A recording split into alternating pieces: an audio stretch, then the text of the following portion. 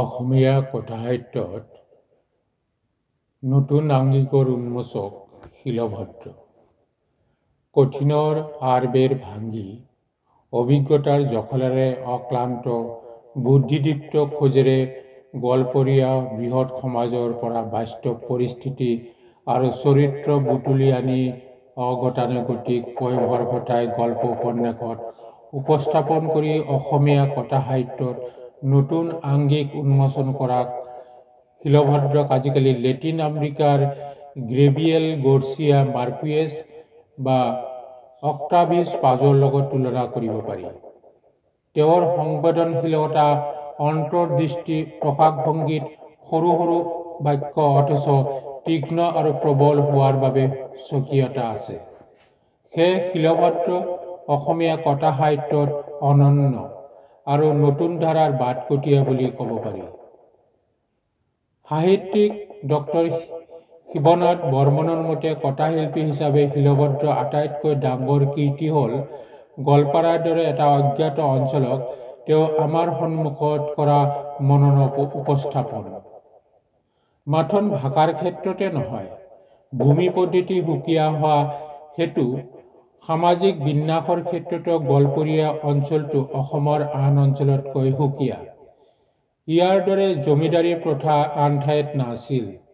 ইয়াৰ জমিদাৰ তথা আদ্যৱন্ত শ্ৰেণীটোৰ ধীৰ অথবা নিশ্চিত অৱক্ষয় বিভিন্ন সামাজিক নিৰ্যাতনৰ হেঁচাত ইয়াৰ সাধাৰণ কৃষক বনুৱাই সহিব লগা হোৱা বাবে নানা জ্বালা যন্ত্ৰণা ইত্যাদি যিবোৰ কাহিনী শিলভদ্ৰই তেওঁৰ ৰচনাৱলীৰ জৰিয়তে আমাৰ সন্মুখত দাঙি ধৰিছে, সেইবোৰত উজনিৰ পঢ়ুৱৈ অভিনত্বৰ সোৱাদ নোপোৱাকৈ নাথাকে।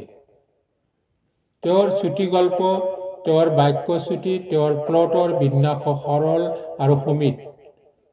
সংক্ষিপ্ত পৰিসৰতে একোটা চৰিত্ৰৰ সফল অংকনত তেওঁ বিশেষভাৱে দক্ষ। সেয়ে তেওঁক ব্যতিক্ৰমী বিচক্ষণ লেখক বুলি গণ্য কৰা হয়। শিলভদ্ৰই 40টা বসন্তত হাতত কাপ মেলাম লৈ সাহিত্য জগতত পদাৰ্পণ কৰাটো অসমীয়া সাহিত্যত ব্যতিক্ৰমধৰ্মী ঘটনা। মেধাৱী অধ্যয়নপ্ৰিয় শিলভদ্ৰৰ জীৱন যাত্ৰাৰ আলিপদূলিত স্মৃতিৰ পৃষ্ঠাবোৰ লুটিয়াই চালে উমান পোৱা যায় যে অসমীয়া কিতাপ আলোচনীত প্ৰকাশ পোৱা গল্পবোৰ পঢ়ি মনোগ্ৰাহী হোৱাকৈ শিলভদ্ৰ আত্মসন্তুষ্টি পোৱা নাছিল। কেতিয়াবা কেতিয়াবা শিলভদ্ৰৰ পত্নী চৌধুৰীক অজোৰ আপত্তি দৰ্শাইছিল যে আমাৰ দৰে পাঠকক মুগ্ধ কৰা অসমীয়া গল্পৰ বৰ অভাৱ। পত্নীৰ ৰাগেই শিলভদ্ৰৰ লিখাৰ অনুৰাগ হৈ পৰা আৰু তেতিয়াৰ পৰা তেওঁ আৰম্ভ হয় লেখক জীৱনৰ অবিৰাম যাত্ৰা।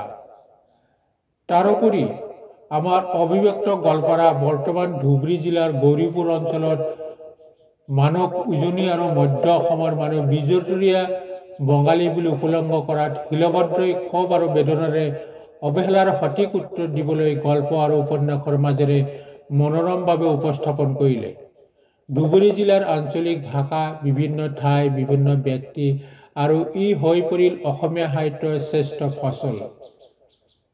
1964 চনত অভিযোগ গল্প নামেৰে অসম বাতৰিত গহীন গম্ভীৰ তাৰুণ্য দীপ্তিৰে উজ্জ্বল লিখনিৰে বুদ্ধিদীপ্ত গহীন সাম্য ৰেৱতীমোহন দত্ত চৌধুৰী শিলভদ্ৰ পছাকি নামেৰে সাহিত্য জগতত প্ৰথম পদাৰ্পণ কৰি সাহিত্য জগতৰ নতুন অধ্যয়নৰ জীৱনটো যোগ দিলে।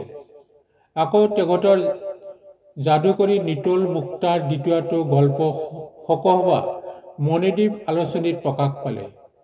আৰু অসম সাহিত্য সভাৰ বাৰু অসমীয়া সাহিত্য জগতৰ হোমেন বৰগোহাঁই, ডক্টৰ হীৰেন গোহাঁই, ডক্টৰ শিৱনাথ বৰ্মন, চন্দ্ৰপ্ৰসাদ শইকীয়া আৰু বহু পাঠকৰ হৃদয় জয় কৰিলে। তেতিয়াৰ হোমেন বৰগোহাঁই সম্পাদনাত নীলাচলত মধুপুৰ উপন্যাস প্ৰকাশ পায়। এইখন উপন্যাসত কিছু নতুন আঙ্গিকৰ উমান পোৱা যায় আৰু ডক্টৰ হীৰেন গোহাঁই এইখন উপন্যাসক ৱেষ্টাৰ্ণ হিউমেনিজিমৰ বেষ্ট ইভিডেন্স বুলি মন্তব্য কৰে।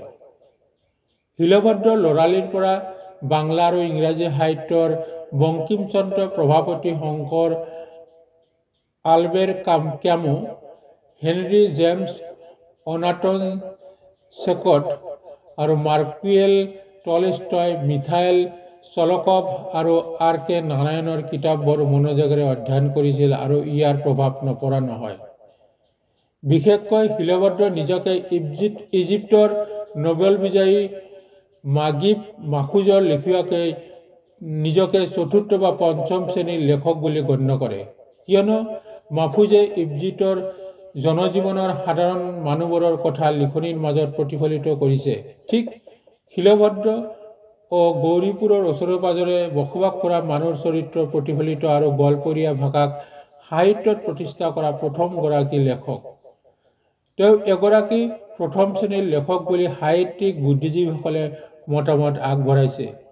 লগতে থমাছ হাৰ্ডিয়ে এছেক্স অঞ্চলৰ গৰ্চিয়া মাৰ্কুৱেজ আৰু কলম্বিয়াৰ গাঁও আৰু ভাৰতীয় ইংৰাজী সাহিত্যৰ R.K. নাৰায়ণৰ দক্ষিণ ভাৰতৰ মালগুৰি অঞ্চলৰ লোকজীৱনৰ চৰিত্ৰবোৰৰ নিৰ্দিষ্ট ঠাইৰ বিভিন্ন চৰিত্ৰ প্ৰতিফলিত কৰিছে। ঠিক তেনেদৰে শিলভদ্ৰ মধুপুৰ আৰু ইয়াৰ ওচৰে পাজৰে থকা লোকসংস্কৃতি, লোকভাষা, জীৱন জীৱিকা, লোকাচাৰ, গল্প উপন্যাসৰ স্থান দিয়াটো এক নিভাঁজ নিদৰ্শন। দৰাচলতে শিলভদ্ৰৰ মধুপুৰনো ক'ত? ইয়াৰ উত্তৰ বিচাৰি গ'লে আমি পাওঁ যে অসমৰ ইতিহাসত উল্লেখিত কোচবিহাৰৰ পৰা অলপ নিলগত অৱস্থিত মধুপুৰ নামৰ ঠাই আৰু সত্ৰ, য'ত মহাপুৰুষ শ্ৰীমন্ত শংকৰদেৱৰ অন্তিম জীৱনখিনি অতিবাহিত কৰিছিল। কিন্তু শিলভদ্ৰৰ মধুপুৰ নামৰ ঠাইৰ অন্তৰালত তেওঁৰ উপজা ঠাই ধুবুৰী জিলাৰ গৌৰীপুৰৰ কথাকে বুজাইছে। সেয়ে শিলভদ্ৰৰ গল্প আৰু উপন্যাস পঢ়িলে আমাৰ গৌৰীপুৰৰ অঞ্চলৰ মানুহ নষ্টালজিক হৈ পৰে, কিয়নো তেওঁৰ লিখনিত অগতানুগতিক শৈলী পোৱা যায় আৰু গল্পবোৰ যেন ডায়েৰীয়া লেখীয়াকৈ অনুভৱ হয়, অৰ্থাৎ ডায়েৰীৰ দৰে। ইয়াৰ পৰা শিলভদ্ৰক অগতানুগতিক লেখক, যি এগৰাকী সচেতন লেখক, সমাজৰ অৱক্ষয় ছবি দাঙি ধৰাৰ লগতে লেখকৰ সামাজিক দায়বদ্ধতাৰ পৰিচয় তেওঁৰ লিখনিত ফুটি উঠিছে। বিষয়বস্তু আৰু আংগিকৰ স্বকীয়তা প্ৰকাশ পোৱাত নতুনত্ব আছে। শিলভদ্ৰ এগৰাকী সাৰ্থক, বাস্তৱবাদী, অদ্ভুত বাক মিতব্যয়ীৰে অসমীয়া সমাজৰ প্ৰতি দায়বদ্ধ থকা এগৰাকী অমৰ কথাশিল্পী।